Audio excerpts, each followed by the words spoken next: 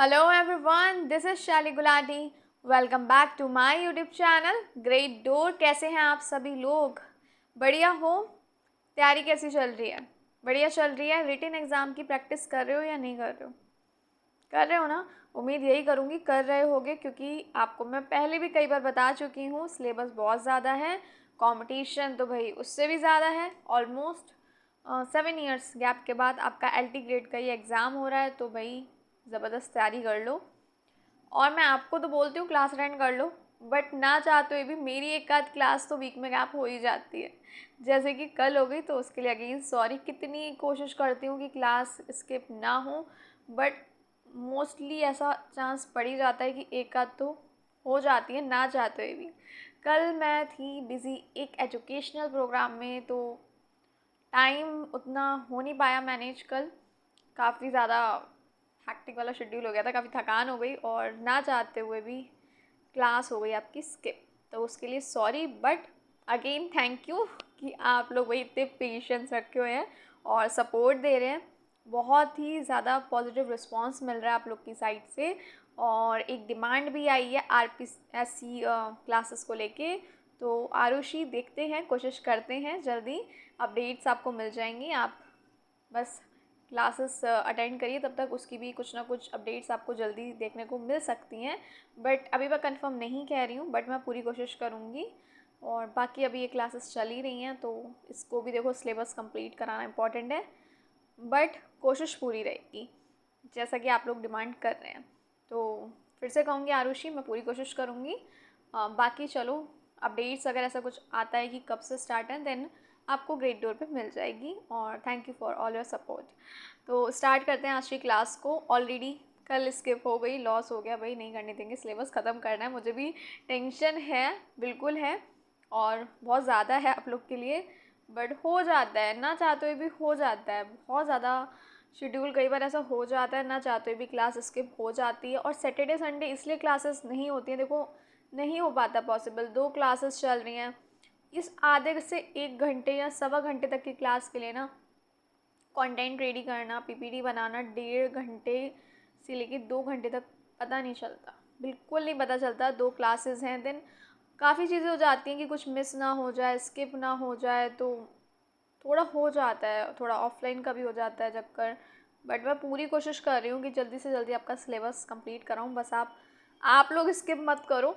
भले ही मेरी class skip हो जाती है बीच में एक आध बार, बट सिलेबस कवर अप कराना मेरी जिम्मेदारी है और वो मैं निभाऊंगी और जल्दी ही कंप्लीट कराऊंगी।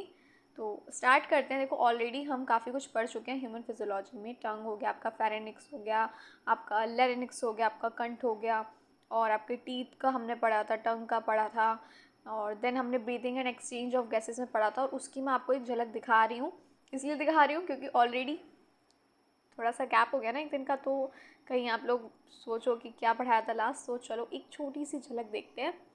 तो हमने breathing and exchange of gases में ऑफ कोर्स ब्रीथिंग की बात करी थी, इनहेलेशन, एक्सहेलेशन। देखो ऑलरेडी ना सब कुछ बहुत डिटेल में हमने डिस्कस कर लिया है। स्टिल अगर आपको कोई कन्फ्यूज़न है, कोई डाउट है, माइंड में कोई भी क्वेश्चन आता है, देन आप उसी टाइम कमेंट बॉक्स में पूछिए और कोशिश करूँगी जल्दी से सारी कन्फ्यूज़न दूर करूँ, जैसे हर बार आपको कहती हूँ। तो ब्रीथिंग की बात हमने कर ली थी, रेस्पायरेशन स्टेप्स हमने पढ़ लिए थे रेस्पायरेशन के, जो काफ़ी इंपॉर्टेंट है। ये क्लासेस नीट वालों आपके लिए भी काफ़ी हेल्पफुल है। सिलेबस सब कुछ हम कवर कर रहे हैं, तो आप अगर नीट की या आपके नोन में कोई अगर नीट की भी तैयारी कर रहा है ना, तो उसके लिए भी काफ़ी हेल्पफुल होने वाली है क्लासेस। चलिए, तो रेस्पायरेटरी ऑर्गन्स की हमने बात करी थी। ह्यूमंस में क्या था, देखो मैंने बताया था ह्यूमंस और मैमल्स में रेस्पायरेटरी ऑर्गन जो होगा आपका मुख्य रेस्पायरेटरी ऑर्गन मेन, तो वो होगा आपका लंग्स। और पता है क्या, आज हम इसी को डिस्कस करने वाले हैं, यानी आपके लंग्स के बारे में, फेफड़ों के बारे में, क्योंकि हम ऑलरेडी काफ़ी कुछ पढ़ चुके हैं। जैसे हमने ह्यूमन रेस्पायरेटरी सिस्टम में पढ़ा था, रेस्पायरेटरी ट्रैक्ट हो गया आपका, ऑर्गन के बारे में हम बातचीत करेंगे आज आपके लंग्स जो हो गए ऑफकोर्स। तो ये सारी चीज़ें हम ऑलरेडी प्रीवियस क्लासेस में डिस्कस कर चुके हैं इन डिटेल। और कंडक्टिंग जोन, एक्सचेंज जोन पढ़ चुके हैं, मैकेनिज्म भी पढ़ चुके हैं, और ऑलरेडी हम कंडक्टिंग जोन पढ़ चुके हैं, तो हो सकता है थोड़ा सा आपको कनेक्शन भी मिले, और इसको भी थोड़ा सा और देखेंगे आज हम। ब्रॉन्कियोट्री हो गया आपका सिस्टम, काफ़ी कुछ है, फंक्शंस हैं लंग्स में, देखेंगे हम काफ़ी कुछ आज। तो आज बारी आ रही है आपकी लंग्स की, फेफड़ों की। ये है आपका main respiratory organ. Notes please बनाते चलो, पहले ही न्यू पेज ओपन हो गया कुछ लिखने की जगह। तो चलो पेन ले लो, कॉपी पेन ले लो और बैठ जाओ जल्दी से। फेफड़ों के बारे में पढ़ते हैं। मेन यानी मुख्य श्वसन अंग है ये, श्वसन यानी रेस्पिरेटरी। क्लियर है? मेन रेस्पिरेटरी ऑर्गन है आपके फेफड़े यानी लंग्स। लंग्स ये हम जानते हैं ऑफ कोर्स पेयर होता है, दो होते हैं। ये कैसे होते हैं? स्पॉन्जी होते हैं, इलास्टिक ऑर्गन होती है यानी लोचदार ऑर्गन होती है। होती कहाँ है? थोरेसिक कैविटी में होती है। क्लियर है या नहीं है? ये थोरेसिक कैविटी में पाए जाते हैं और यहीं पे होता है गैसेस का आदान प्रदान। They are the site of gas exchange, यानी जो आपकी O2 है वो ब्लड में जाएगी, रक्त में जाएगी, और CO2 रक्त से बाहर जाएगी यानी CO2 लीव्स ब्लड। ये चीज़ हम ऑलरेडी प्रीवियस क्लास में भी थोड़ा बहुत हम इसके बारे में जान चुके हैं।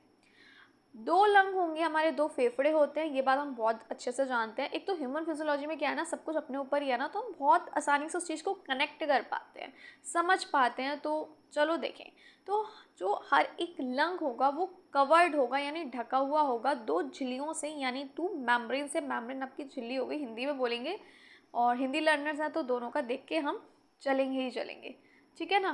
प्लूरा, ठीक है ना। तो सबसे पहले हम देख लेते हैं कि भाई क्या है ये आपकी विस्लर प्लूरा और पेरिटल प्लूरा। देखो विस्लर प्लूरा जो होगी वो टाइटली अरेंज होगी लंग सरफेस से, और लंग सरफेस यानी कोई लंग सतह जो हो गई आपका, और पेरिटल प्लूरा अटैच होगी चेस्ट वॉल से, और उनके बीच में क्या होगी? प्लूरा कैविटी होगी जो फिल्ड होगी एक फ्लूइड फ्रिक्शन से और मेंटेन करेगी नेगेटिव प्रेशर। बट हम थोड़ा सा इसको और अच्छे से समझ लेते हैं ताकि कंफ्यूज आप लोग ना हो।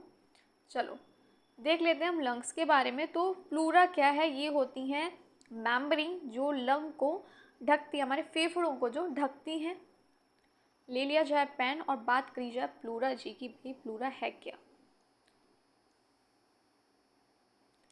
एक सेकेंड। प्लूरा, ठीक है।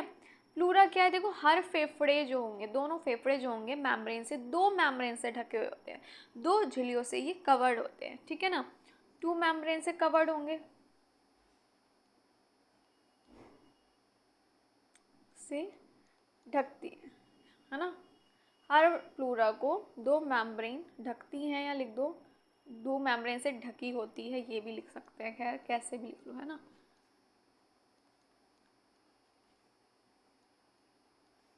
ठीक है ना। फेफड़ों को होती है ना, लिख दूँ फिर पूरा ही क्लियर करके लिख देती हूँ, फिर आप कंफ्यूज हो जाओ और मैं अलग अलग पेन से ही लिख दूँ, वो ज़्यादा बेटर है। जो आपकी प्लूरा हो गई, हर फेफड़े जो होते हैं, देखो हर फेफड़े दो झिल्लियों से ढके होते हैं, ठीक है ना। हर फेफड़े को दो झिल्लियाँ ढकती है यानी मेम्ब्रेन, दो झिल्लियाँ यानी मेम्ब्रेन। हर मेम्ब्रेन को दो झिल्लियाँ ढकती है, लिखने की ज़रूरत नहीं है। झिल्लियाँ का मतलब हो गया आपका मेम्ब्रेन, ठीक है। कौन कौन सी मेम्ब्रेन होंगी? देखो एक तो हो गई आपकी कौन सी? विस्लर प्लूरा,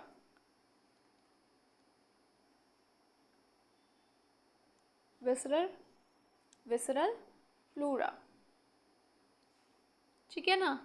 एक मेम्ब्रेन तो हो गई आपकी विस्लर प्लूरा। सेकंड हो गई आपकी पेराइटल प्लूरा, पेराइटल प्लूरा,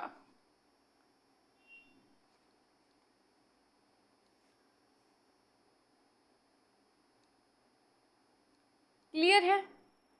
अब इसके बारे में थोड़ा देख लेते हैं कि ये है क्या। पहले सबसे पहले बात आ जाती है आपकी विसरल प्लूरा की।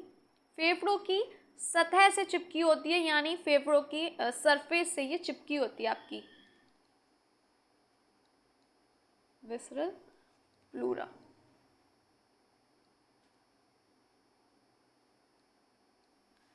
क्या होगी ये? फेफड़ों के सरफेस से यानी सतह से चिपकी हुई होती है आपकी विसरल प्लूरा। लंग्स यानी फेफड़ों की सतह से चिपकी होगी ये, यानी सरफेस से चिपकी रहती है। चलो जी, विसरल प्लूरा की तो समझ आ गई। फिर से कह रही हूँ, लंग जो होंगे, हमारे लंग्स जो होंगे, मेन रेस्पिरेटरी ऑर्गन है, मुख्य श्वसन अंग हैं, और हर लंग को दो मेम्ब्रेन ढकती हैं।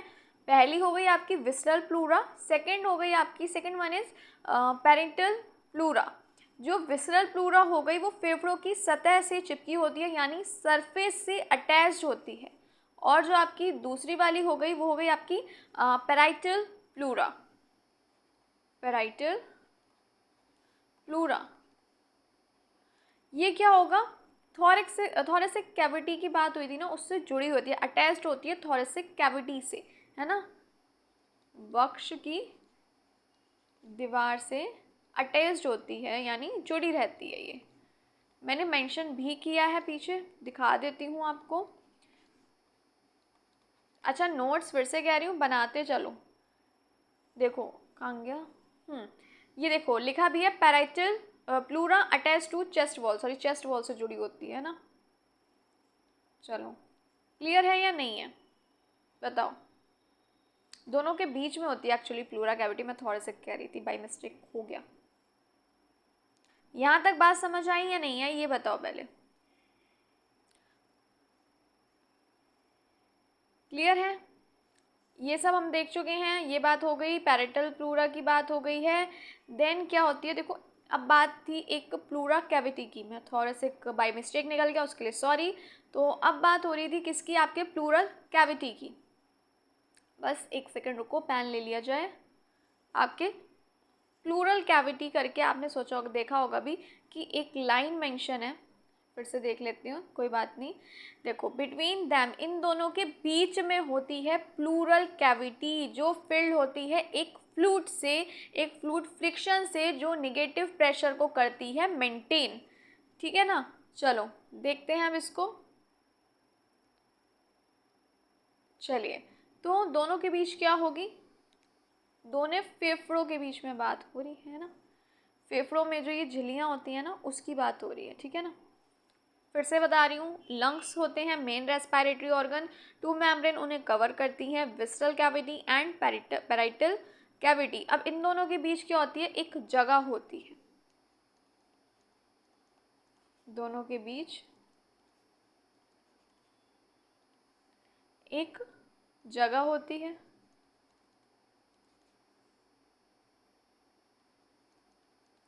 इन दोनों के बीच जो जगह होती है, जिसे हम क्या कहते हैं, जिसे हम कहते हैं प्लूरल कैविटी।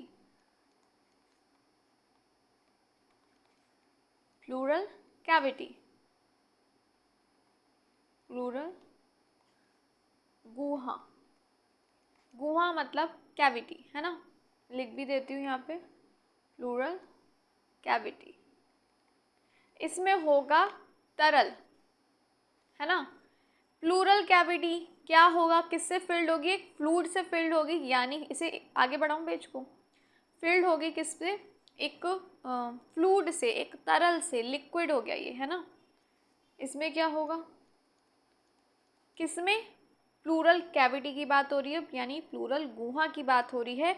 इसमें होगा आपका फ्लूइड, यानी एक तरल होगा, है ना, एक फ्लूइड भरा होगा, यानी एक तरल भी कह सकते हो ना। एक सेकेंड,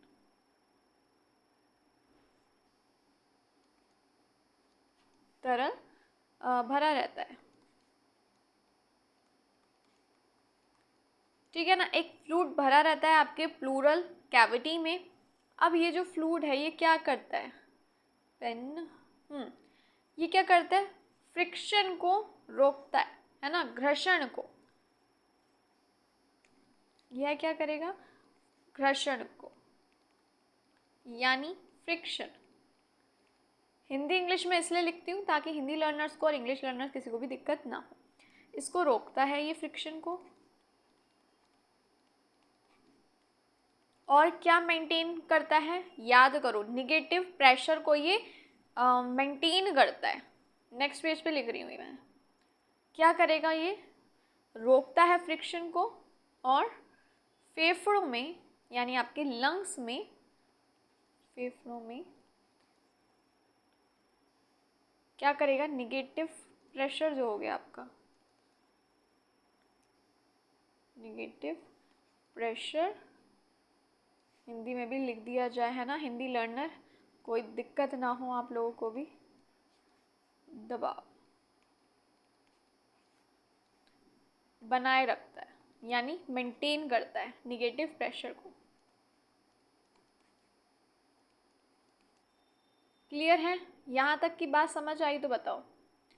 स्टार्टिंग से देखते हैं। लंग्स मेन रेस्पिरेटरी ऑर्गन हो गए और दोनों फेफड़ों को दो झिल्लियाँ ढकती हैं, visceral pleura and second one is parietal pleura. इन दोनों के बीच जो होती है वो क्या होती है, वो हो गई आपकी दोनों के बीच जो जगह होती है वो हो गई आपकी प्लूरल कैविटी यानी प्लूरल गुहा। अब इसमें होता है फ्लूइड यानी एक तरल भरा होता है जो फ्रिक्शन को रोकता है और मेंटेन करता है निगेटिव प्रेशर को। अब तक की कहानी सिंपल सी, ठीक है। अब देखते हैं आगे। अब आ जाती है ग्रॉस एनाटॉमी ऑफ लंग्स। चलो देखा जाए ग्रॉस एनाटॉमी ऑफ लंग्स क्या है। देखो, ग्रॉस एनाटॉमी ऑफ लंग्स यानी फेफड़ों की मोटी संरचना। चलो देखें तो राइट लंग जो होगा वो लार्जर होगा और जो लेफ्ट लंग होगा आपका वो होगा स्मॉलर। रीज़न है उसके पीछे क्योंकि लेफ्ट साइड होता है हमारा प्यारा दिल, इसलिए जो होता है आपका लेफ्ट लंग होगा छोटा। राइट लंग बड़ा होगा, 3 लोब्स होंगे, सुपीरियर, मिडिल एंड इंफीरियर, और 2 होंगे आपके फिशर्स। क्लियर है यहाँ तक की बात या नहीं है? लेफ्ट लंग जो होगा वो छोटा होगा क्योंकि वहाँ पे होता है हमारा प्यारा दिल, तो वहाँ पे 2 लोब्स होंगे, 2 लोब्स होंगे, सुपीरियर एंड इंफीरियर। एक होगा आपका फिशर एंड साथ में क्या होगा, एक कार्डियक नॉच हो गया और हो गया आपका लिंगुला। इतनी बात समझ आई या नहीं आई? कार्डियक नॉच प्लस लिंगुला होगा, लिंगुला और कार्डियक नॉच होगा, याद रखना। और फर्स्ट राइट लंग में हम देख चुके हैं, नहीं है वो बड़ा है, 3 लोब्स है, superior, middle and inferior. Helium ये क्या है भाई, आपका हिलम क्या है? हिलम क्या है? ये है भाई आने जाने का स्थान यानी एंट्री और एग्जिट पॉइंट है। किसका है? ब्रोंकाई का, पल्मोनरी आर्टरीज का, विंस का, नर्व्स का एंड लिम्फेटिक्स का। इनका आने जाने का स्थान है ये, और हम सिंपली कह सकते हैं एंट्री और एग्जिट पॉइंट है ये ब्रोंकाई का, पल्मोनरी आर्टरीज का, वेन्स का एंड नर्व्स और लिम्फेटिक्स का, वेन्स का सॉरी। क्लियर है यहाँ तक की बात? कंफ्यूज हो तो बताओ। क्लियर है इतनी बात? सिंपल है, नोट्स बनाते चलो। अब भाई लंग्स फेफड़ों के अंदर की बारी, ब्रोंकियल एंड रेस्पिरेटरी ट्री। चलो जल्दी से देखते हैं inside the lungs bronchial and respiratory tree. जो आपका ट्रैकिया होता है वो डिवाइड हो जाता है अब एक राइट और लेफ्ट प्राइमरी ब्रोंकाई में। हर एक ब्रोंकाई डिवाइड होगी सेकेंडरी में, देन आ गया आपका tertiary, then bronchioles, then terminal bronchioles. और ये जो टर्मिनल ब्रोंक्यूल्स होते हैं ये होते हैं कंडक्टिंग जोन का एंड। देन रेस्पिरेटरी सैक्स, देन आ जाता है आपका एल्वेली जो हो गया आपका एक्सचेंज जोन। क्लियर है इतनी बात या नहीं है? लेकिन अभी आप लोग सोच रहे होंगे मैम थोड़ा सा डिटेल में, क्या सोच रहे हो या नहीं? एल्वेओली जो होगा वो होगा आपका एक्सचेंज जोन। एक्सचेंज जोन क्या है ये हम ऑलरेडी परसों पढ़ चुके हैं, तो क्लास अटेंड कर लेना, प्लेलिस्ट में ऐड है, इसको थोड़ा सा डिटेल में देख लेते हैं। चलो अब थोड़ा सा इसको देखते हैं हम डिटेल में, शांतिपूर्वक इसको समझते हैं आपके ब्रोंकियल ट्री को, ठीक है ना। ब्रोंकियल ट्री और रेस्पिरेटरी ट्री, इसको अब जल्दी से देखा जाए तो आप इसे एक पेड़ की तरह समझिए, है ना, एक पेड़ की तरह आप इसे समझिए। और मैं ले लेती हूँ अब पेन, ले तो बहुत देर से रखा है बट चलो नोट करते चलो। और आप इसको ना ब्रोंकियल ट्री को आप एक पेड़ की तरह समझिए और समझिए। देखो इसकी जड़ है यानी रूट जो है, जैसे हम सिंपली कह सकते हैं इसकी रूट क्या है, रूट जो है वो क्या है, क्या है वो हो गई आपकी ट्रेकिया, यानी यानी यानी श्वासनली। समझ आ गया? जड़ क्या है इस पेड़ की? जड़ है आपकी ट्रैकिया। ट्रैकिया हो गया आपका श्वसन नली। चलो मैम समझ गए हम। अब क्या होगा, अब ये जो ट्रैकिया हो गया आपका, ये क्या होगा, अब ये मुख्य तनों में बांटा जाता है। रूट हो गया आपका ट्रैकिया, अब भाई ये तनों में बांटा जाता है, मुख्य तनों में, ठीक है ना। मुख्य तने कौन से होगा इसके, सिंपली यहाँ पे लिखती चलूँ ताकि कंफ्यूज ना हो। समझ में आ रहा है ना इस तरीके से, चलो अच्छी बात है। अब भाई ये मुख्य तनों में बांटा जाता है, यानी यानी यानी मीन ब्रांचेस में, तने मतलब ब्रांचेस, तो अब ये मुख्य तनों में बांटा जाएगा या बट जाएगा, सिंपली क्या है तो बांटा किया जाएगा, है ना, टॉफी चॉकलेट थोड़ी है। तो क्या होगा, मुख्य तनों में ये बट जाता है या बट जाती है एक्चुअली। कौन से मुख्य तनों में, चलो भाई देख लेते हैं। सबसे पहले आ गया आपका राइट प्राइमरी, प्राइमरी, एक मिनट रुक जाओ, प्राइमरी ब्रोंकस, ठीक है, एक मिनट रुको। पहला तो आ गया आपका right primary bronchus, second one हो गया आपका लेफ्ट प्राइमरी ब्रोंक्स, है ना, लेफ्ट प्राइमरी ब्रोंकस। दाया बायां, समझ आ गया, इतनी बात समझ आ गई है ना। चलो जी, इतनी बात तो समझ आ गई सबको। चलो अब और देखते हैं, अब क्या होगा, आगे निकलेंगी शाखाएं, चलो देखते हैं। अब बारी आ जाती है आपकी शाखाओं की, तो चलो यहाँ पे लिख भी देती हूँ। अब आगे क्या होगा, अब आगे भाई निकलेंगी शाखाएं, वो भी तो ज़रूरी है ना। अब आगे क्या निकलेंगी, नोट्स बनाते चलिएगा, शाखाएं निकलती जाती हैं। अब भाई शाखाएं निकलती जाती हैं, हाँ जी निकलती हैं। सबसे पहले आ जाएगी आपकी प्राइमरी ब्रोंकाई। सबसे पहले हम बात कर लेते हैं आपकी प्राइमरी ब्रोंकाई की। सबसे पहले आ गया आपका प्राइमरी ब्रोंकाई, क्लियर है। सबसे पहले आ गई ब्रोंकी आपकी, कौन सी, प्राइमरी वाली। अब ये क्या होती है, फेफड़ों के यानी लंग्स के ये अंदर जाती है, सिंपली लंग्स के अंदर जाती है और शाखाएं बनाती है भाई। लंग्स के अंदर जाते ही, लंग्स के अंदर जाते ही ये शाखाएं बनाएगी, काम पे लग गई, और शाखाएं बनाते हैं। प्राइमरी ब्रोंकाई जो होते हैं लंग्स के अंदर जाते ही क्या बनाते हैं, क्या बनाते हैं, शाखाएं बनाते हैं। रुक जाओ, सही से लिख दिया जाए।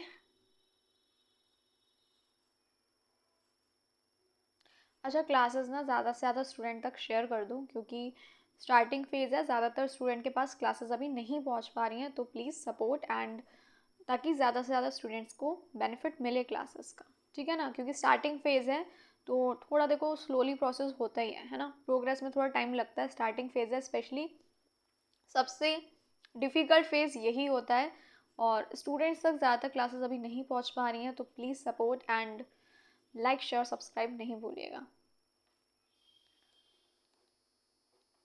शाखाएं बनाते हैं आपके प्राइमरी ब्रोंकाई, लंग्स में अंदर जाते ही ये शाखाएं बनाते हैं। फिर आ जाते हैं, इतना नोट कर लिया, आगे बढ़ूँ मैं, फिर आ जाएगी क्योंकि बारी अब सेकेंडरी की। सेकेंडरी ब्रोंकाई,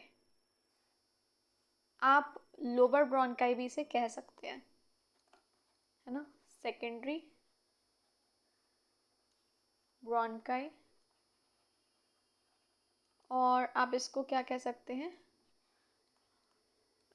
लोअर, LOBAR होता है, एक सेकेंड स्पेलिंग सही कर दूँ, लोअर ब्रोंकाई।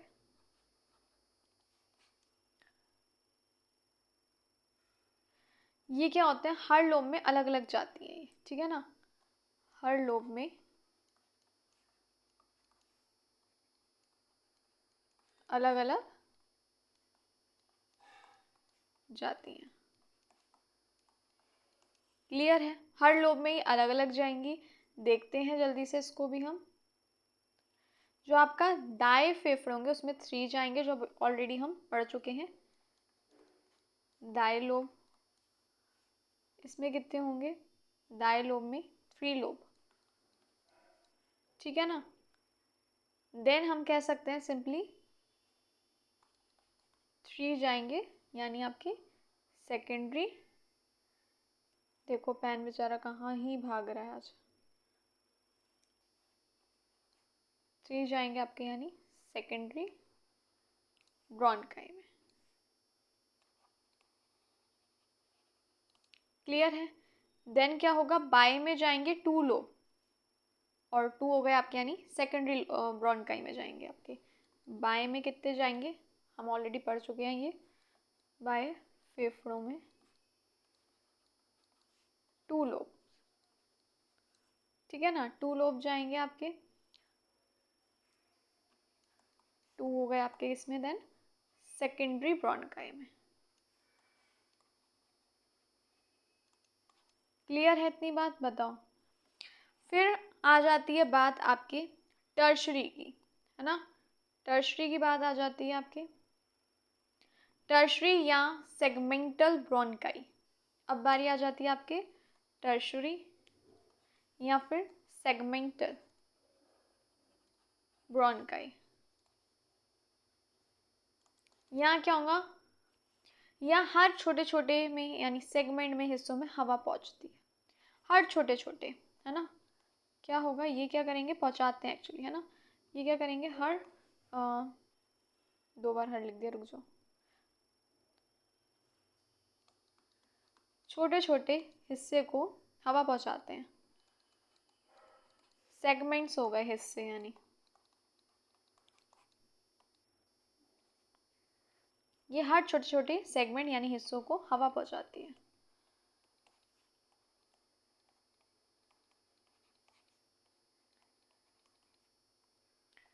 क्लियर है इतनी बात? फिर हमने देखा था ब्रोंक्यूल्स के बारे में, वो भी हम देखते हैं। नोट करते चलो साथ साथ, नहीं तो आप हो जाओगे कंफ्यूज। देखिए अब उसके बाद बारी आ जाती है आपके ब्रोंक्यूल्स की। ब्रोंक्यूल्स ये क्या होती हैं? किसे किसे पता है कमेंट बॉक्स में बताओ। ये ना और पतली नलिकाएं होती हैं, है ना। और पतली नलिकाएं होती हैं। इसमें क्या होता है? कार्टिलेज नहीं होता है, ये बात ध्यान रखना, इसमें कार्टिलेज नहीं होता है। ये क्या होंगी? ये और पतली नलिकाएं होती हैं।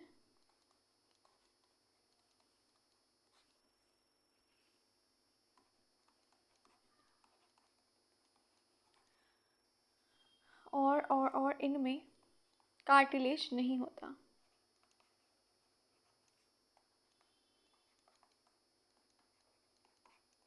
नोट कर लो। फिर इसके बाद हम पढ़ेंगे अपना लास्ट, जहाँ हो रहा था कंडक्टिंग जोन का एंड, यानी आपका टर्मिनल ब्रोंक्यूल के बारे में। देखें, चलो अब आ जाता है हमारा जहाँ पे कंडक्टिंग जोन का होगा अंत, यानी आपका टर्मिनल ब्रोंक्यूल्स।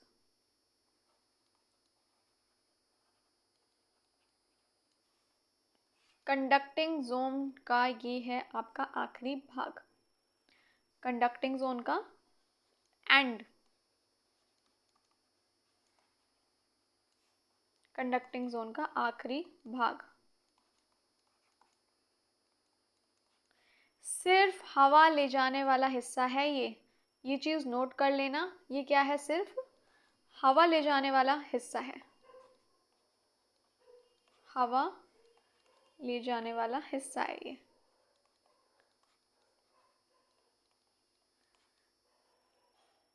यहाँ तक कोई गैस एक्सचेंज नहीं होता। क्लियर है या नहीं है? यहाँ तक कोई गैस एक्सचेंज नहीं होता है। लिख देती हूँ नेक्स्ट पेज पे। ये नोट कर लिया ना? कहीं कंफ्यूजन हो, दिक्कत हो तो बता देना, ठीक है ना। तो यहाँ तक कोई आपका गैस एक्सचेंज नहीं होगा, यानी गैस का आदान प्रदान नहीं होता।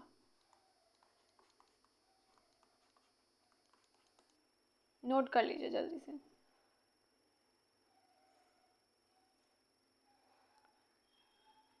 यहाँ तक हो गया या नहीं हुआ, ये जल्दी से नोट करो और मुझे बताओ। एक्सचेंज जोन जो हो गया आपका असली गैस एक्सचेंज वाला हिस्सा, अब हम वो पढ़ेंगे। देखें जल्दी से, चलो। अब शुरू होगा आपका एक्सचेंज जोन, है ना। अब स्टार्ट होगा क्या, आपका असली एक्सचेंज जोन, जहाँ होगा आपका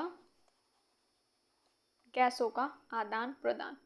चलो, सबसे पहले बारी आ जाती है आपके रेस्पिरेटरी ब्रोंक्यूल्स की, है ना। सबसे पहले बारी किसकी आ गई, आपके रेस्पिरेटरी ब्रोंक्यूल्स। रेस्पिरेटरी ब्रोंक्यूल्स, देखो अब स्टार्ट हो रहा है आपका क्या, एक्सचेंज, ठीक है ना। अब स्टार्ट हो रहा है आपका एक्सचेंज गैसेस का, यानी गैसों का आदान प्रदान अब स्टार्ट हो रहा है आपका। यहाँ से क्या होगा, यहाँ पे लिख देती हूँ, यहाँ पर क्या होंगे, यहाँ से कह लो, यहाँ से सो हो गया है, एक मिनट। यहाँ से दीवारों पर छोटे छोटे एल्वियोली दिखने लगते हैं, एल्वियोली, है ना। यहाँ से दीवारों पर छोटे छोटे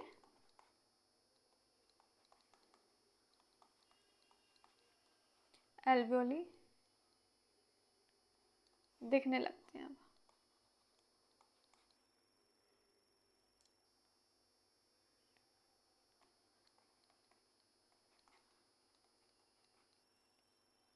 क्लियर है, यहाँ से दीवारों पर छोटे छोटे एल्वियोली दिखने लगते हैं।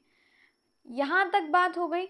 चलो, अब बारी आ जाएगी आपकी किसकी, एल्वियोलर डक्ट्स की, है ना। अब बारी आ जाती है आपके एल्वियोलर डक्ट्स, एल्वियोलर एल्वियोलर कहाँ गया, डक्ट्स। ये क्या है भाई, ये नलिकाएं हैं सिंपली, है ना। ये क्या है, नलिकाएं हैं, ये नली होती है ना वैसे। ये क्या है, नलिकाएं हैं, ये जो एल्वियोलर आपके डक्ट्स हैं। क्लियर हो गया या नहीं हुआ, एल्वियोलर डक्ट्स जो हैं ये हैं आपकी नलिकाएं, जिनकी दीवारों पर बहुत सारे क्या लगे होते हैं, एल्वियोली लगे होते हैं।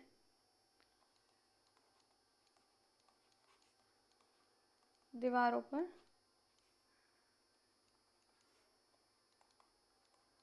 बहुत सारे एल्वियोली लगे होते हैं। नोट करो जल्दी से। अब एल्वुलर डक्ट्स के बाद किसकी बारी है, एल्वुलर सेक्स की। क्लियर है, चलो। अब बारी आ जाती है आपके alveolar alveolar sex, alveolar sex. ये क्या होंगे, क्लस्टर होंगे, जैसे छोटे क्लस्टर, गुच्छे जैसे, है ना। छोटे गुच्छे, गुच्छे गुच्छे यानी आपके आगे क्लस्टर कहते हैं, क्लस्टर्स जैसे ये होंगे, ठीक है ना। छोटे गुच्छे जैसे होंगे, क्लस्टर्स जैसे होंगे। और इसमें क्या होगा, जिसमें कोई एल्वियोली इकट्ठे रहते हैं, है ना। कई एल्वियोली इकट्ठे रहते हैं इसमें, जिसमें कई एल्वियोली एल्वियोली इकट्ठे रहते हैं एक साथ, छोटे गुच्छे जैसे होते हैं।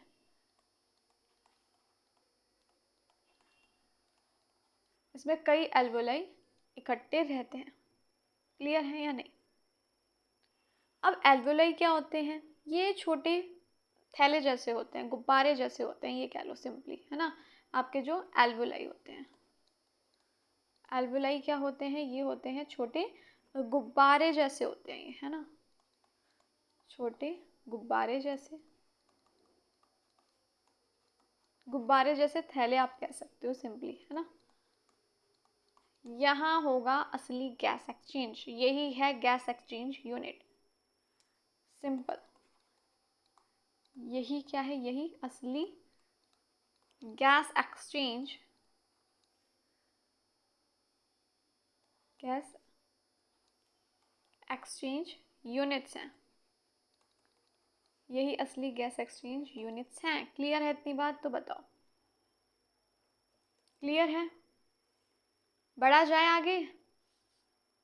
चलो, अब बारी फिर से आ जाती है भाई फंक्शनल यूनिट जो है आपकी लंग्स की, यानी आपकी कौन सी? एल्वियोलाई, है ना। टिनी लाइक, मैं अभी बता चुकी हूँ, बैलून लाइक संरचना है थैले जैसी। तो alveoli are tiny balloon like sacs and where gas exchange अगर यहाँ पे क्या हो रहा है? गैसों का आदान प्रदान हो रहा है। Functional unit of lungs question आ सकता है, तो वो क्या होगा आंसर आपका? एल्वियोलाई। क्लियर है या नहीं है? एक टिनी बैलून लाइक सैक्स होते हैं, बहुत छोटे पतली दीवार वाले थैले होते हैं ये चीज़ मैं नोट भी कर रही हूँ, और ध्यान रखना बहुत छोटे होंगे, बहुत छोटे और पतली दीवार वाले थैले।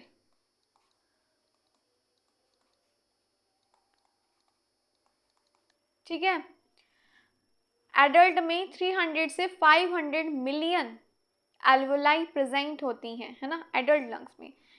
ह्यूज सरफेस एरिया होगा, कितना होगा? Approx 70 metre square. इतनी बड़ी संख्या से कुल सतह क्षेत्र कितना होगा? Approx 70 metre square. क्लियर है या नहीं है इतनी बात? बताओ, इतनी बात क्लियर है? जल्दी बताओ, इतनी बात समझ आई? अब बारी आ जाती है आपके ब्लड गैस बैरियर की, तो इसमें होंगी क्या? थ्री लेयर की बात होगी। Alveolar epithelium, fused basement membrane and capillary endothelium. ये नोट कर लो, फिर हम इसे समझते हैं। एल्वुलाई की दीवारें हैं ये, एल्वुलर वॉल है ये, है ना। एल्वुलर वॉल जिसे हम कह सकते हैं ब्लड गैस बैरियर भी। ठीक है, 3 होंगी। थिन लेयर ऑफ सेल्स आपकी किस में बात हो रही है? आपके एल्वुलर एपिथेलियम में, then fused basement membrane, then capillary endothelium. इन सब की अभी हम बात करते हैं। इसको इरेज करती हूँ, कर दूँ या नहीं? कर दिया जाए, यहीं पे समझ लें। चलो, सबसे पहले आ जाएगी आपकी अंदर की परत, है ना, वो हो गई आपकी क्या? Alveolar epithelium. एल्वुलर एपिथेलियम हो गई आपकी अंदर की परत। फ्यूज बेसमेंट मेम्ब्रेन हो जाएगी आपकी बीच की परत, और आपकी कैपिलरी एंडोथेलियम ये क्या हो जाएगी? आपकी ब्लड की नलिकाओं की परत, है ना। खून की, यानी रक्त बोल लो, खून बोल लो, ब्लड बोल लो, एक ही बात है ना। नलिकाओं की परत। क्लियर है? इन तीनों की वजह से ही जो आपका ऑक्सीजन है, आपका O2 है, वो ब्लड में जाता है। इन तीनों की वजह से ही जाता है, ये चीज़ याद रखिएगा, है ना। ये चीज़ आप याद रखिएगा, इंपॉर्टेंट है। और हाँ, कार्बन डाइऑक्साइड भी इसी की वजह से बाहर निकलती है। ब्लड में ऑक्सीजन जाती भी इन तीनों की वजह से, और कार्बन डाइऑक्साइड बाहर निकलती भी इन्हीं की वजह से। क्लियर है? बढ़े आगे? ओके। देन बारी आ जाती है आपकी एल्वुलर सेल्स की, यानी आपके नीमोसाइट्स की। टाइप 1 नीमोसाइट्स कैसा होगा? फ्लैट होगा और थिन सेल्स होंगे इसमें, है ना। पतला होगा, चपटे होंगे, और 95% अप्रोच जो होगा कवर होगा एल्वुलर सरफेस। क्लियर है या नहीं है? सतह ढकते हैं, 95% ये सतह ढकते हैं और मदद करते हैं गैस के आदान प्रदान में, यानी गैस एक्सचेंज में। टाइप 2 नीमोसाइट्स का ये क्यूबॉइडल सेल्स होंगे, सीक्रेट करेंगे पल्मोनरी सरफिंक्ट, यानी रिड्यूस करेंगे सरफेस टेंशन को और प्रिवेंट करेंगे एल्वुलर कोलैप्स को। चलो, यहाँ पे मैं मेंशन भी कर देती हूँ चीज़ों को। देखो, क्यूबॉइडल सेल्स होंगे, घनाकार कह सकते हो, है ना। और क्या करेंगे? ये सरफिकेंट बनाते हैं ये, है ना। इससे क्या होता है? जो सरफेस टेंशन होता है उसे वो रिड्यूस होता है, यानी आपका जो सतही तनाव होता है, सरफेस टेंशन घटाते हैं, ये रिड्यूस करते हैं। और क्या होते हैं? कोलैप्स से भाई प्रिवेंट करते हैं कि कोलैप्स ना हो एल्वुलर का, यानी ये लिख देती हूँ, और एल्वुलाई, या हम कह सकते हैं एल्वुलर को धंसने से बचाते हैं, प्रिवेंट करते हैं। साथ ही स्टेम सेल्स का भी ये काम करते हैं, ठीक है ना। एल्वुलर मैक्रोफेजेस यानी आपके डस्ट सेल जो होंगे रिमूव करेंगे डस्ट पार्टिकल्स एंड माइक्रोब्स। ये यहाँ पे मैंने मेंशन किया हुआ है, also act as stem cell, है ना। स्टेम सेल की तरह भी ये काम करेंगे। Can replace type 1 if damaged. ये चीज़ याद रखना, ये जो होते हैं स्टेम सेल्स की तरह भी काम करते हैं। रिमूव करते हैं डस्ट पार्टिकल्स और माइक्रोब्स को। कौन से? आपका जो एल्वुलर मैक्रोफेजेस हो गए, आपके जो डस्ट सेल होते हैं, ये रिमूव करते हैं डस्ट पार्टिकल्स और माइक्रोब्स को, धूल और रोगाणु को निगलते हैं, ये भी कह सकते हो। आगे बढ़ें, नेक्स्ट आ जाएगा आपका पोर्स ऑफ कोन। टिनी ओपनिंग होगी बिटवीन एडजेसेंट एल्वोलाई, यानी एल्वोलाई के बीच में जो छोटे छोटे छिद्र हो गए उसकी बात हो रही है। फंक्शन क्या होगा? अलाउ करेंगे collateral ventilation, equalise pressure and spread surfactant. चलो देख लेते हैं इसको। हवा का संतुलन, देखो ये तो आप समझ गए, एल्वोलाई के छोटे छोटे छिद्र होंगे। फंक्शन क्या होगा? हवा का संतुलन हो गया, हवा का संतुलन। और क्या करते हैं? स्प्रेड सर्फिकेटेंट, यानी हो गया आपका जो दबाव बराबर करना।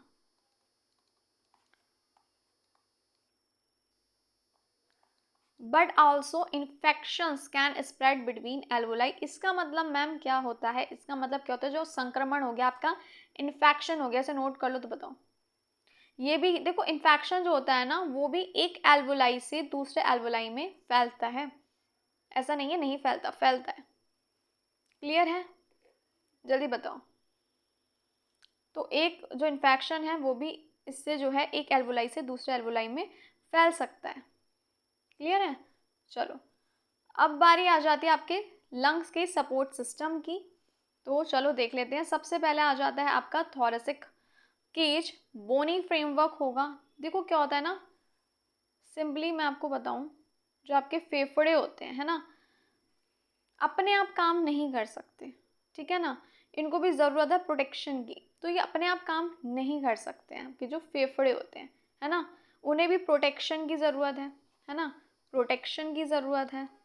और सांस लेने की जो क्रिया हो गई आपकी, प्रोटेक्शन और सांस लेने की प्रक्रिया हो गई, यानी जो ब्रीथिंग मूवमेंट हो गया। मूवमेंट्स के लिए भी कुछ सहायक संरचनाओं की ज़रूरत होती है, ठीक है ना। तो आपका जो फेफड़े हैं वो अपने आप काम नहीं कर सकते, उन्हें भी प्रोटेक्शन की और ब्रीथिंग मूवमेंट हो गया, सांस लेने की क्रिया हो गई, इसके लिए कुछ सहायक संरचनाओं की ज़रूरत होती है। तो उसमें ही आ जाता है आपका, सबसे पहले आ जाता है आपका वक्ष पिंजरा, थोरेसिक केज, बोनी फ्रेमवर्क होगा, ठीक है ना। बोनी फ्रेमवर्क होगा, रिब्स स्टर्नम हो गया और थोरेसिक वर्टिब्रेट हो गया। फ्रेमवर्क यानी हो गया हड्डी का ढांचा, ठीक है। इसमें क्या शामिल हो गई आपकी? रिब्स, स्टर्नम, रिब्स हो गई आपकी, और क्या आपका स्टर्नम हो गया, और हो गया आपका वर्टिब्रे भी, थोरेसिक वर्टिब्रे, ठीक है ना। ये रहा, ये प्रोटेक्ट करता है लंग को और मदद करता है ब्रीथिंग मूवमेंट में। क्लियर है? आपका वक्ष पिंजरा, थोरेसिक केज, बताओ इसका जैसे सिंपली यहाँ पे मैं मेंशन कर देती हूँ। फेफड़ों और हृदय को, आपके हार्ट को चोट से पहुँचाना, है ना, इसका काम है। आपके हृदय को, हृदय हो गया आपका, और फेफड़े जो हो गए आपके, लंग्स हो गए, लंग्स को चोट से बचाना। जैसे पिंजरे में चिड़िया सुरक्षित रहती है, वही सिस्टम है यहाँ पे, ठीक है ना। हृदय और आपके जो लंग्स हो गए उसको चोट से बचाना। और क्या होता है मैम? थोरेसिक केज का काम क्या होता है? जो पसलियाँ होती हैं, पसलियाँ क्या करती हैं? हिलकर फेफड़ों को फैलने और सिकुड़ने में मदद करती हैं।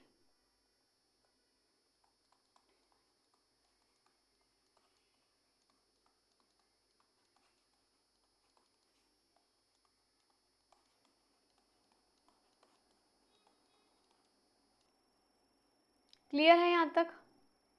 बताओ। नेक्स्ट देखते हैं अब हम अपना। नेक्स्ट होगा आपका डायफ्राम। डोम शेप्ड शीट है, मसल शीट ऑफ मसल है ये, सेपरेटिंग थॉरैक्स फ्रॉम एब्डोमेन, यानी थॉरैक्स को एब्डोमेन से क्या करती है, सेपरेट करती है। एक डोम शेप्ड मसल है, यानी एक गुब्दनमा है ना, गुब्दनमा एक मांसपेशी है ये, गुब्दनुमा एक्चुअल बोलेंगे इसे, है ना। मेन मसल है इंस्पायरेशन की, contracts and flatten, thoracic cavity enlarge, air enters lungs. क्या होता है, चलो देखते हैं। ये क्या है, ये भी देख लेते हैं। ये क्या है भाई, ये एक थोरेसिक कैविटी जो हो गई है ना, यह है एक थोरेसिक कैविटी,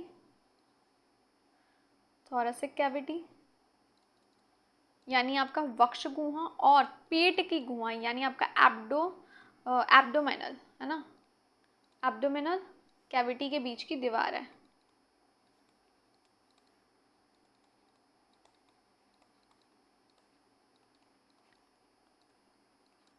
क्लियर है या नहीं है?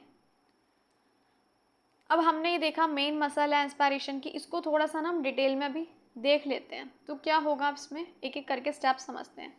सबसे पहले बात करते हैं, जब डायफ्राम क्या होता है, कॉन्ट्रैक्ट में आता है यानी सिकुड़ता है।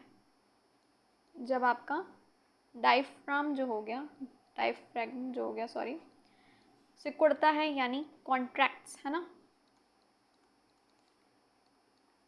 क्या होगा, यह नीचे और फ्लैटन हो जाता है, नीचे और क्या हो जाएगा, फ्लैटन हो जाएगा, समतल हो जाएगा।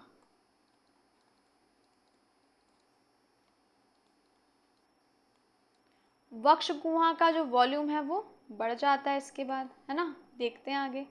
जो आपका वक्ष गुहा हो गया, आपका थोरेसिक कैविटी जो हो गया, उसका जो वॉल्यूम है वो बढ़ जाता है। इसके बाद क्या होगा, आपका जो वक्ष गुहा हो गया का वॉल्यूम जो हो गया यानी आयतन जो हो गया बढ़ जाता है। फेफड़े जो होंगे वो क्या होंगे, फैलते हैं। फेफड़े जो होंगे वो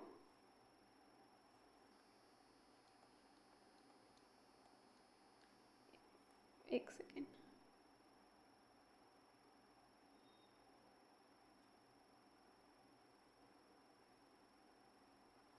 जो फेफड़े हैं फैलते हैं,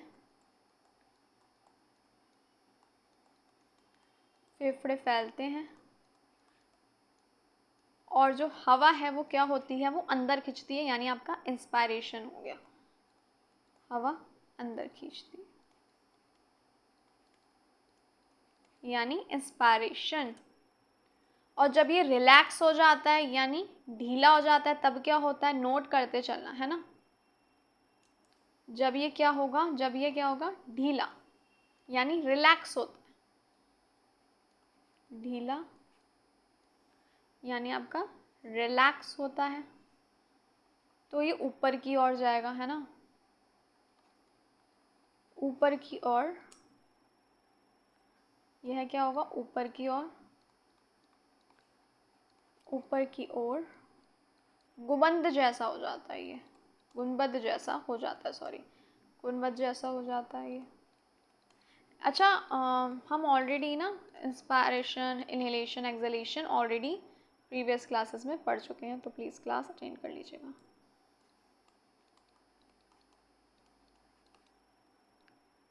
तो ये हो क्या हो गया आपका, ऊपर जाता है तो गुंबद जैसा हो जाता है। क्लियर? अब इसके बाद क्या होगा, चलो इसके बाद देखते हैं अब आगे का प्रोसेस क्या है। अब क्या होगा, थोरेसिक कैविटी का जो वॉल्यूम है वो घटता है, अब उसमें बढ़ता है, इसमें घटता है। वक्ष गुहा ही लिखता हूँ, वक्ष गुहा का वॉल्यूम यानी आयतन घटता है। फेफड़े क्या होते हैं, सिकुड़ते हैं, यानी आपके लंग्स सिकुड़ते हैं।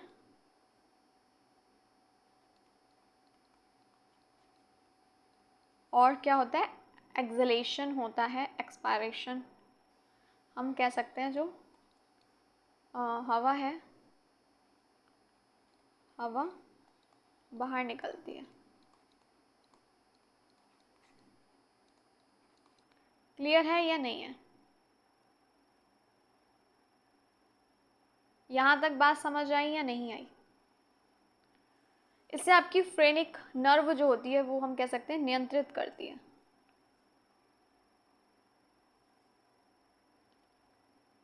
यहाँ पे लिख देती हूँ इसे। इससे क्या होती है, आपकी जो फ्रेनिक नर्व है वो नियंत्रित करती है। फ्रेनिक नर्व हो गई आपकी, है ना, C3 to C5, है ना, क्या करती है, नियंत्रित करती है। और आप ये भी कह सकते हो, कट गया क्या? और आप क्या कह सकते हो, आप सिंपली कह सकते हो C3 C4 C5 keep the diaphragm alive. C3 C4 C5 keep the diaphragm alive.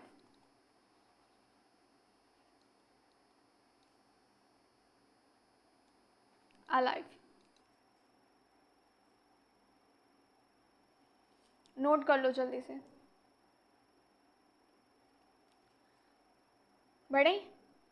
अब बारी आ जाती है आपके इंटरकोस्टल मसल की। ये कहाँ फाउंड होंगी, कहाँ मिलेंगी? रिब्स और असिस्ट ब्रीथिंग। देखो ये क्या होंगी, उसके रिब्स के बीच में ये पाई जाती हैं, और असिस्ट ब्रीथिंग, चलो इसको भी हम देख लेते हैं। ये मांसपेशियों के बीच में, या नहीं सॉरी पसलियों के बीच में ये पाई जाती हैं, ठीक है ना। और क्या होता है, पाए जाने वाली ये मांसपेशियां हैं। और क्या होता है, देखो दो प्रकार की होती हैं। सबसे पहले आ जाती है आपकी एक्सटर्नल इंटरकोस्टल, सेकंड आ जाती है आपकी इंटरनल इंटरकोस्टल। एक्सटर्नल इंटरकोस्टल क्या होगी, कॉन्ट्रैक्ट में आएगी during inspiration and lift outward, बाहर की साइड लिफ्ट करेगी। और इंटरनल जो इंटरकोस्टल हो गई, ये क्या होगी, मेनली एक्टिव होगी इन फोर्स्ड एक्सपायरेशन एंड इनवर्ड की तरफ रिप्स को, पसलियों को ये पुल करेगी। रिप्स हो गई आपकी पसलियाँ, ठीक है ना। इंस्पायरेशन के समय काम करती हैं आपकी कौन सी, एक्सटर्नल इंटरकोस्टल, ठीक है। क्या होता है, पसलियाँ ऊपर की तरफ लिफ्ट होती हैं, यानी आउटवर्ड की तरफ, तो यानी ऊपर की तरफ लिफ्ट होंगी।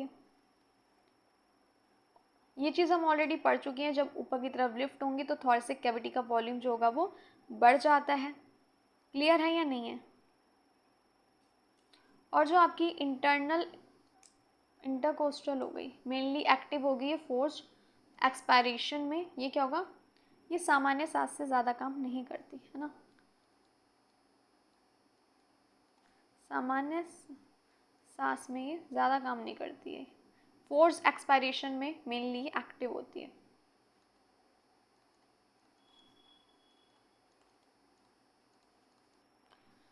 मतलब जब हम ज़ोर से सांस छोड़ते हैं ना, तब ये काम करती है ना।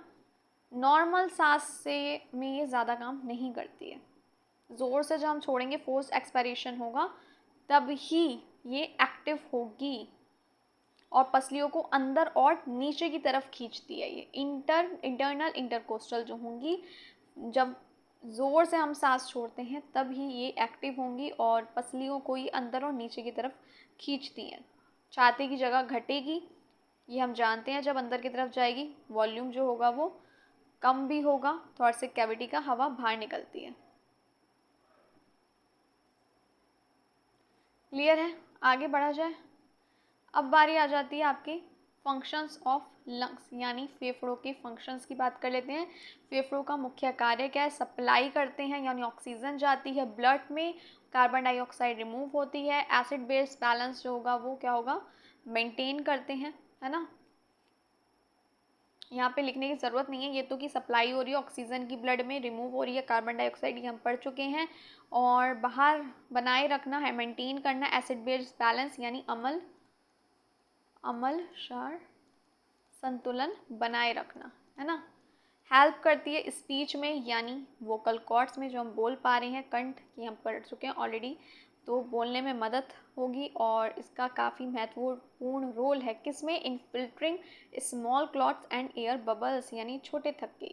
ये रेस करती हूँ फिर बताती हूँ। छोटे थक्के जो हो गए, यानी आपके जो छोटे क्लॉट्स हो गए, यहाँ लिख देती हूँ छोटे थक्के, और एयर बबल्स यानी हवा के बुलबुले, है ना, हवा के बुलबुले को फिल्टर करना, इसमें इसकी है अहम भूमिका।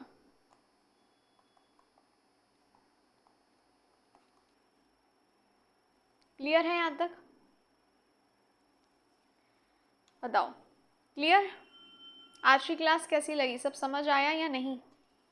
किसी टॉपिक में कोई दिक्कत कन्फ्यूज़न है तो बताओ, कमेंट बॉक्स में पूछ लो। देखो ऑलरेडी सारी क्लासेस आपकी डली ही हुई हैं। ग्रेड डोर प्लेलिस्ट पे जाना, एल्टीग्रेड बायोलॉजी बाय शैली गुलाटी, और क्लास अटेंड करो, चाहे फर्स्ट क्लास हो चाहे आज की हो। अब तक जितनी भी ग्रेड डोर पे क्लासेस हों, चाहे आप एल्टीग्रेड के लर्नर हो चाहे सीटेड के या दोनों के, किसी भी क्लास में कोई कन्फ्यूज़न हो तो प्लीज़ कमेंट बॉक्स में ज़रूर पूछेगा।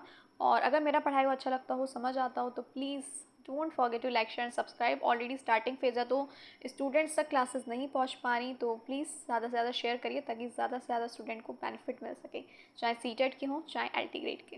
चलिए, तो आज की क्लास अब फिनिश होती है। मिलती हूँ आपसे कल वही शाम को 6 बजे। तब तक के लिए रिवीजन करते रहो, और कन्फ्यूज़न हो तो पूछ लेना, और तैयारी बढ़िया करते रहो। मिलती हूँ आपसे कल शाम को 6 बजे। तब तक के लिए bye bye. Take care of yourself and your family. Thank you for watching.